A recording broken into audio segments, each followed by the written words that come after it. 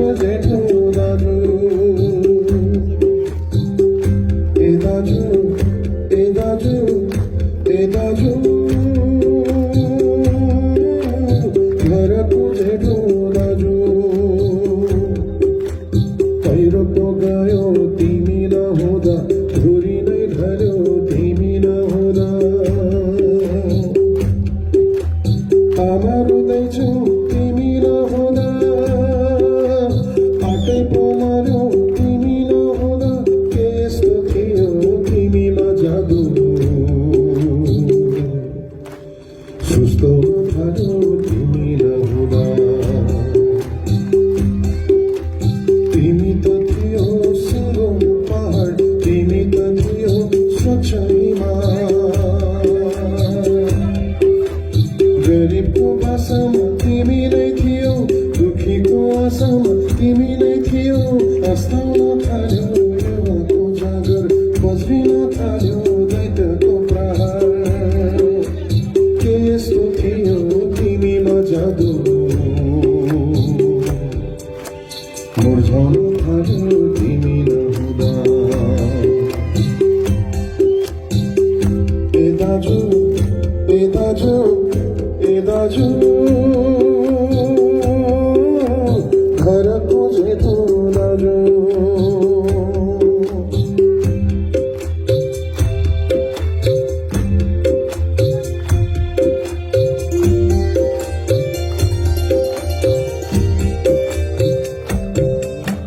बासमती चामल तिमी नै थियो छोडेर फाडो तिमी नै थियो मनकारी मनले गर्दथ्यो दाना कोही कहाँ पाउनु नपायो माना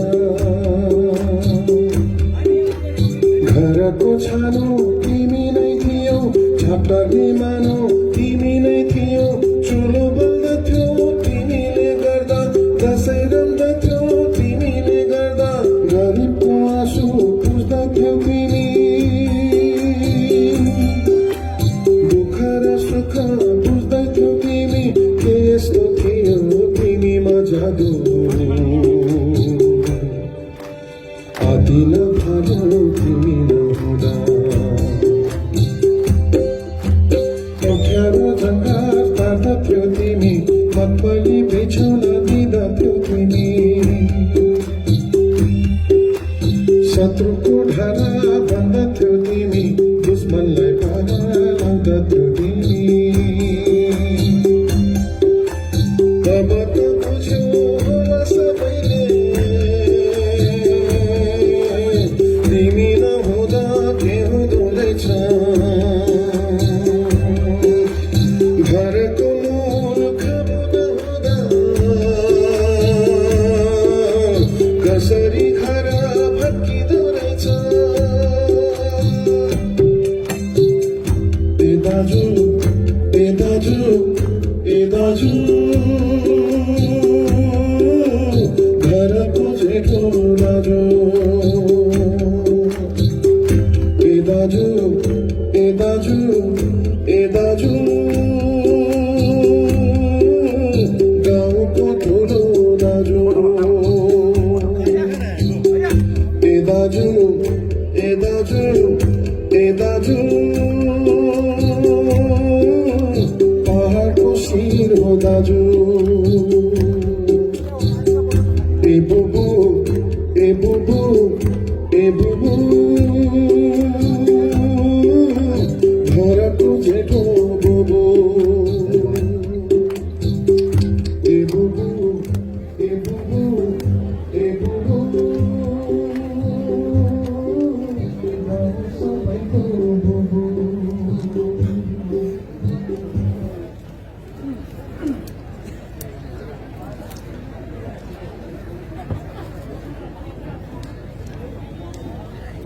आज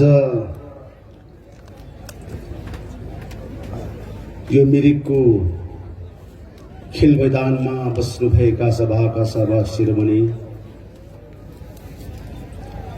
यस सभालाई सफलीभूत पार्न आउनुभएका सेन्ट्रल कमिटीका जनप्रतिनिधिगण,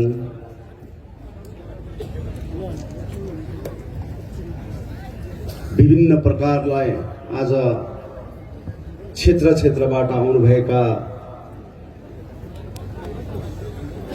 गोर्खा जनमुक्ति मोर्चाका कार्यकर्ताहरू अनि भाइस प्रेसिडेन्ट गोर्खा जनमुक्ति मोर्चा भाइ विशाल आरपी बाइबाज्यू, वर्किङ प्रेसिडेन्ट लोप्साङ लामाज्यू अनि ननिता गौतम मिस रुम्बा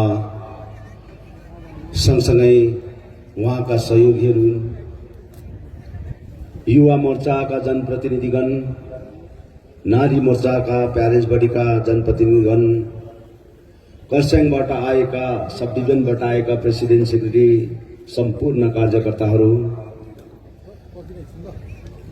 दार्जिलिङबाट आएका विभिन्न जनप्रतिनिधिहरू, आज हामीले व्यापक रूपमा यहाँ बोलाउन सकेनौं। केही हदसम्म उहाँलाई निम्तो गरेका थियौं र उहाँहरू आउनुभएका छन्। उहाँलाई पनि मेरो हृदयबाट कोटी कोटी प्रणाम टक्राउन चाहन्छु। तराई क्षेत्रबाट पनि हाम्रा प्रतिनिधिहरू आउनुभएका छन्, उहाँलाई पनि मेरो हृदयबाट नमस्कार छ। 7-8 जना साथीहरूको खाना बोकेर झोलामा बोकेर गएर डेकमा पुर्याएको मलाई याद आयो। त्यो चीजहरू आज विमल गुरुङ र मेरो आमा जन्म दिने आमाका कुराहरू जोडेका कुराहरू छन्। यसुसले गर्दा म यसरी कमान हुँदै हुँदै हावापानी खाँदै खाँदै बात मार्दै मार्दै आउँदाखेरि माया लाग्यो मलाई मिरिकलाई। कति माया लाग्यो, कति माया लाग्यो। रोइरहेका रहेछन् मिरिक त, यति साह्रो रोइरहेका रहेछन्, यति साह्रो रोइरहेका रहेछन्। यता पनि तहस नहस, उता पनि तहस नहस। कति मिठो त्यो कलकलाउँदो त्यो झिल, कति स्वादिलो त्यो झिल, कति मिठो झिल। टुरिस्टहरू आज बोटमा चढेर लह लह लह घुमिरहेका दिनहरू आज मलाई याद आयो। यही सम्झना गरेर मैले आउने दिनहरूमा मिरिकको वातावरण एकदमै राम्रो बनाऊ है भन्ने विचारधारामा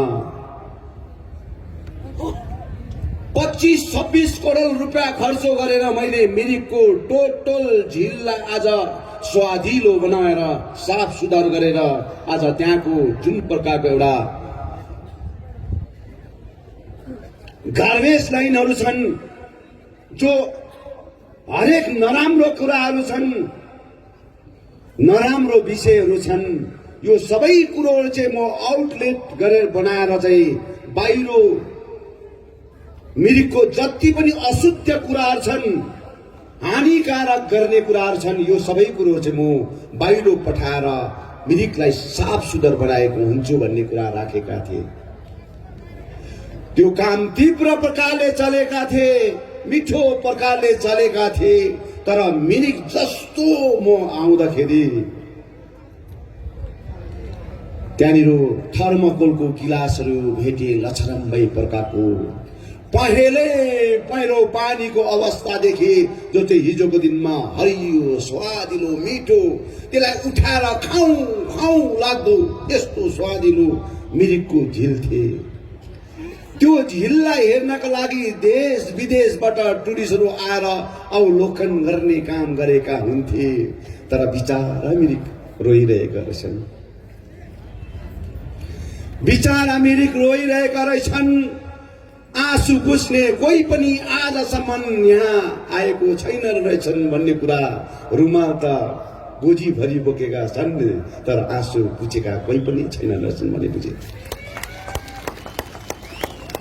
रुमाल त छ उसको गोजीमा, तर मिरिकको आँसु कसले पुछिदिने? हेर त मिरिक रोइरहेका छन्, तहस नहस भइरहेका छन्। यो सबैभन्दा नराम्रो कुरो चाहिँ आज यो कुरोले मलाई छोएका छन् दाजुभाइ दिदीबहिनी हो। पोलिटिकल वातावरणमा आफ्नो आफ्नो बाटो हुन्छ, आफ्नो आफ्नो गोरेटो हुन्छ। तर आज त्यो मिरिकको झिल मैले बनाएको होइन, सुभाष घिसिङले बनाएको होइन, अरू लिडरले बनाएको होइन, यो कयौं वर्ष अगाडि कसैले बनाएको त्यो झिल हो। यहाँको एउटा कल्पना गरेर बनाएको झिल हो। यसले हजारौं हजारौं मिरिकको दाजुभाइ दिदी बहिनीको आज रोजगारको बाटो बोकेर हिँडेका हुन्छन्। तर आज बनाइदिएको चिज पनि आज स्याहार सुसार गरेर खान चाहेनन्। आज 25-26 करोड रुपियाँ खर्च गरेर विमल गुरुङले मिरिक झिलको आज यति सुन्दरीकरण गर्नलाई पैसा दिएका थिए। आजसम्म त्यो काम किन कम्प्लिट भएन? म क्वेसन गर्न चाहन्छु, आज त्यो काम आजसम्म 3.5 वर्ष मलाई यहाँबाट खेद्यौ नि त। म पनि आज तिमीले आज चियरको राजनीति गर्दाखेरि मैले पनि लु हेरौँ त के गर्दै रहेछ भन्दाखेरि आज मिरिकको अवस्था जीर्ण भन्दा जीर्ण अवस्था भएको देख्दाखेरि यो त हुँदैन। अब यो चिज चाहिँ खोज्न पर्छ, सोध्न पर्छ भन्ने कुरोमा आज म अब लागि परेका हुन्छु दाजुभाइ दिदीबहिनी हो। नगरेका कुरा होइनन्। मिरिकलाई नमुनाको रूपमा जसले पनि शासन प्रणाली चलाएर आएको छ, तपाईले मिरिकको प्राङ्गणमा एउटा पनि कुरा देखाएर आज प्रमाण गरोस्। विमल गुरुङले मिरिकको आज जुन प्रकारको कलेजको अवस्था थिए, मेरो गरिब दुखी मेरो आमा बाबाको छोरा छोरीहरू आज शिक्षा अध्ययन गर्न आउँछन् कलेजमा। खाई नखाई मेरो आमा बाबाले 2 पात 1 सुनो टिपेर ऋण पालन गरेर पनि मेरो छोराछोरीलाई कलेज पढाउन पठाएका हुन्छन्। अनि मेरो छोराछोरी मिरिक कलेजमा आएर शिक्षा अध्ययन गर्न खोज्दाखेरि एउटा भित्ता टालेको देख्दाखेरि, भत्केको देख्दाखेरि साह्रै नमिठो कुराहरू त्यो कुराहरूले आज बिजाउँछन् भन्ने कुराहरूमा मैले त्यो चिजलाई अध्ययन गरेर मिरिक आज कलेजलाई बनाउनमा सक्षम भयो। आज तपाईले हेर्नुहोस् मिरिकको प्राङ्गणमा यति मिठो कलेज सजिएका छन्। मिरिकको एजुकेसन दृष्टिकोणमा आज कलेज बनाउनुको सबैभन्दा मेन आज विषय आज गोर्खा जनमुक्ति मोर्चाको शासन प्रणाली जब हामीले चलाएर गयौं तब हामीले यो भिजन राख्यौं कि हाम्रो छोराछोरीको भविष्य आज सही प्रकारले अगाडि बढाएको हुनुपर्छ भन्ने राख्यौं। र यस्तै प्रकारले यो राईधापको प्रोजेक्ट आजसम्म आज कम्प्लिट भएको छैन। करोडौं रुपियाँ आज मैले मिरिकको झिलको लागि पैसा दियौं हामीले, तर आजसम्म राईधापको प्रोजेक्ट आज सक्सेस भएका छैनन्। अनि आज ठुल्ठुला कुरा हाँक्छन्, ठुल्ठुला कुरा भन्छन् मेरो बाबुआमा हो। उल्टा मलाई भन्छन् विमल गुरुङ आज यहाँनिर जनतालाई छोडेर गएको विमल गुरुङलाई पहाडमा आउनु दिनु हुँदैन। दुःख पर्दा विमल गुरुङ पहाडमा थिएन भन्ने कुरो गरेर तपाईलाई विभिन्न प्रकारको चर्चाको विषय राखे। तर विमल गुरुङ पहाडबाट जानुको मेन कल्पित चाहिँ को हो? त्यो चाहिँ उसलाई नै सोध। जनतालाई बताउने कुरो होइन, जनतालाई ढाँटेर राजनीति गर्ने कुरो होइन। जनतालाई सिधा कुरा गर कि विमल गुरुङलाई आज जंगलमा पठाउने को व्यक्ति हो? के यहाँ बस्ने व्यक्तिहरू हो त? तपाईहरू हो त? यहाँ बसेको हजारौं मेरो आमा बाबा दाजुभाइ दिदीबहिनी हो त? भन्नुहोस् त। दुईटा व्यक्तिले आज पहाडबाट मलाई जंगलमा पठाएको दिनहरू हिजोको जस्तो लाग्छ मलाई। के कारणले, के विषयले विमल गुरुङले गोर्खाल्यान्ड क्षेत्रीय प्रशासन चलाउँदाखेरि कसैलाई खानु दिएन, कसैलाई घोटाला गर्नु दिएन। अहिले तपाईले यो चम्पा बिबारको घरमा जानु, चम्पा बिबारको घर एउटा सभासद हो चम्पा बिबार। हिजो अस्ति उसको आमा बाबा खस्दाखेरि म त्यहाँ पुग्दाखेरि मलाई आफूलाई पनि अचम्म लाग्यो, तिमी सभासद थियौ? यति नमिठो लाग्यो क्या त मलाई त्यो घरमा पस्दाखेरि सभासद। अनि यो सबै कुरो आज यहाँ बसेका जति पनि आज सभासदहरू हुन्छन् हो, 2-4 जना मेरो छेउमा बस्ने व्यक्तिले भयानक स्थिति पैदा गरेर आज राजनीति गरेका थिए, तर सबैले आज त्यो राजनीति गरेका थिएनन्, किनभने उसको घर आँगनमा म पुगे। र यो सबै विषयहरूलाई लिएर राजनीतिक आज कमाउने एउटा भाँडो मात्रै प्रकारले युटिलाइज गरेर आज गोर्खा जनमुक्ति मोर्चालाई डिभाइड एन्ड पोलिसी गरेर आज तस नस गर्ने काम गर्यो बाबामा हो। र आज उहाँहरुकोमा बताइ नसक्नु प्रकारको आफ्नो प्रपर्टी छ, बताइ नसक्नु प्रकारको आफ्नो पैसा छ, कसैले भन्न पर्दैन, कसैले सिकाउन पर्दैन। र म मिरिकमा 6 दिन बसे। 6 दिन बस्दाखेरि यति डरलाग्दो कुतकुती लागेछ है बाबामा हो, यति साह्रो झड्को परेछ। मैले 3.5 वर्षमा मेरो आमालाई भेट्न पाइन, मेरो बाउलाई भेट्न पाइन, मेरो बाजेलाई भेट्न पाइन, मेरो काकालाई भेट्न पाइन, मेरो मामालाई, माइजूलाई, फुपूलाई मैले भेट्न पाइन। र मैले अहिले घर घरमा गएर, क्षेत्र क्षेत्रमा गएर मेरो आमा बाबालाई, बाजे बोजूलाई, मेरो त आमा अब यो संसारमा छैन, मेरो बाबा त संसारमा छ, तर मेरो बाबा आमा सम्झेर मेरो आमा बाबालाई कम से कम एउटा दबाई किन्ने भए पनि मैले केही रात दिन पर्छ, किनभने यो अन्तिम चीजहरू हो। मेरो आमालाई आज पनि यहाँनिर धेरै आउनु भएका छन्, यहाँ मेरो आमा बाबाहरू धेरै आउनु भएका छन्। मैले बोलाएको छु उहाँलाई, आउनुहोस् है, तपाईको छोरा आउँदैछु, तपाईको अभिभावक आउँदैछु, तपाईको घर दैलोमा आउँदैछु।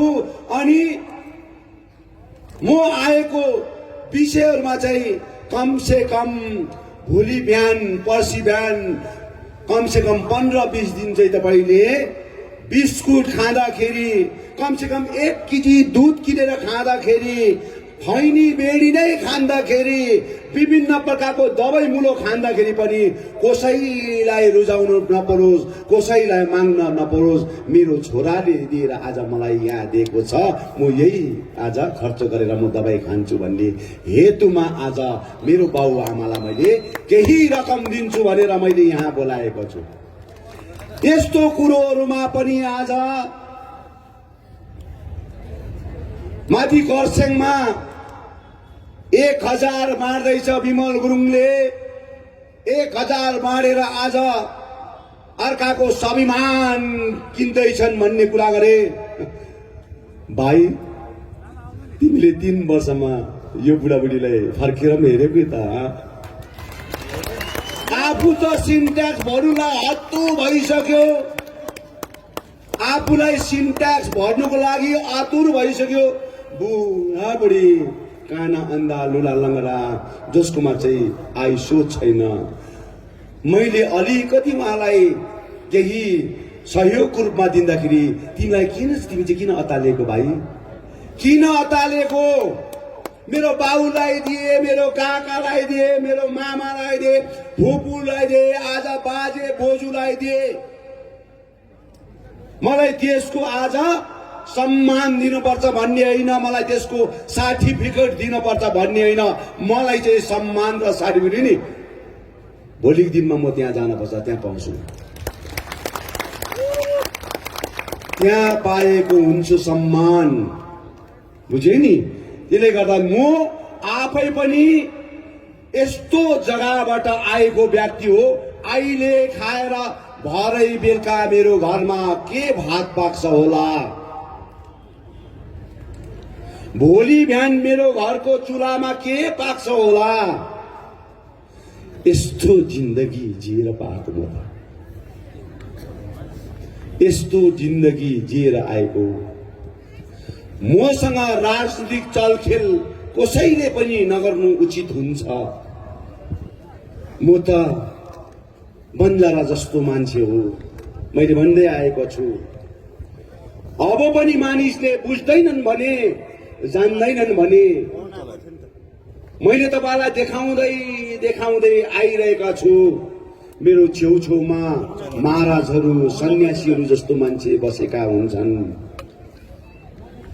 त्यो महाराज को भन्ने कुरा पनि गर्नुहुन्छन्, त्यो सन्यासी को हो भन्ने कुरा पनि गर्नुहुन्छन्। तर मैले तपाईलाई त्यो एउटा देखाउन चाहेको, बताउन चाहेको। अब उपरान्त तपाईले मैले गरेको कर्मलाई, मैले गरेको विषयलाई तपाईले आज सही प्रकारले नजरअन्दाज गर्न सकेन भने अब मैले मेरो रूप अब केही पनि हुँदैन, लास्टमा सन्यासी हुनुपर्छ भन्ने रूप देखाइदिएको छु। यो याद गर्नुपर्छ। किनभने मान्छे यो धरतीमा जन्मेपछि नाङ्गै आएको बाबुआमा हो।